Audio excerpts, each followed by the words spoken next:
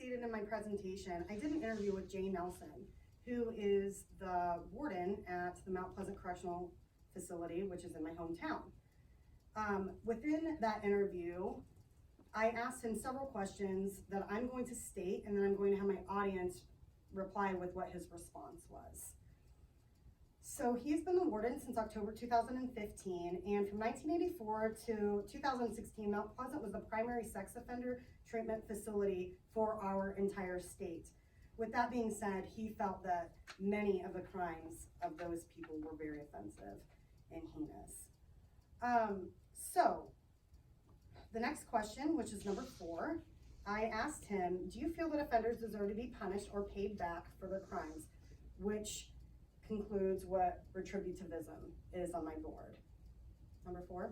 I believe the payback is the fact that they are incarcerated. Corrections' responsibility is to house offenders for the time the courts and parole deem appropriate. While we house the offender, we have a responsibility to give them the opportunity to make changes in their life through education, cognitive programs, job skills, to name a few. Providing these opportunities make the public safer when the offender is released. Number 5, I asked him if he would agree to the overall good or welfare of society, if that would be achieved if capital punishment helps prevent or deter crimes. And this covers number 5 and 6, which was the very first point on my board. That is part of the oral argument. I don't believe capital punishment deters crime because the person can't commit a crime anymore than keeping the person incarcerated for life. The number of capital crimes committed annually would make me believe that fear of execution is not deterrent. Most crimes of that type are crimes of passion or committed based on a cause, terrorism. In those cases, execution may seem martyrdom. Number 7, I asked him if he felt that the net happiness in society by sentencing murderers to life in prison without executing them would be efficient. And then I also asked him which of these would be more costly, to be executed or to have a life sentence in prison without parole. I really don't know what the net happiness number would be. It would seem on the surface that life in prison is more costly to taxpayers. Now, I believe that if one takes into consideration the cost of numerous appeals along with the cost to host execution is not cheap. Number 8, I asked him if he felt that everyone has a right to life, even hardened criminals, and the death penalty is a violation of that right. Or is this right not absolute? And this has to do with my second argument on my board.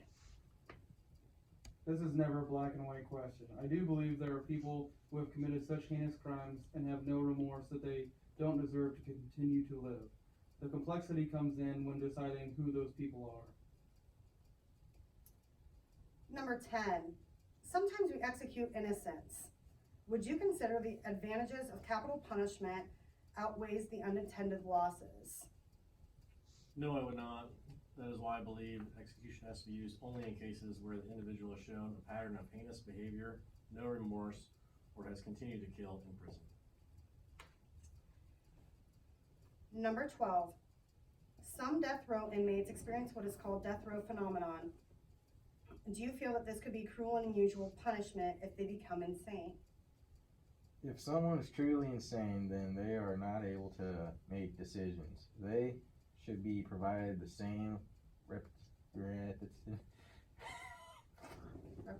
representation as any other death row offender. And then I asked him, to conclude this, I asked, what are your views pertaining to the type of punishment such as lethal gas, hanging, or firing squad? And he said, I believe that lethal injection should probably be the most humane, although he feels that most states struggle to find the appropriate quality of drugs to ensure that it is humane in itself. Does anybody have number 14? I do. So then I asked him, as my very last question, are you personally or professionally, due to your experience, for or against the death penalty? And do you think Iowa should bring it back? And he said, I am not fundamentally anti-death penalty in certain cases. I do not believe Iowa needs to bring back the death penalty because of the cost and lengthy court battles. And the majority of the offenders that he knows has ended up being well-behaved offenders who actually have added to the safety of his facility. And that concludes my presentation.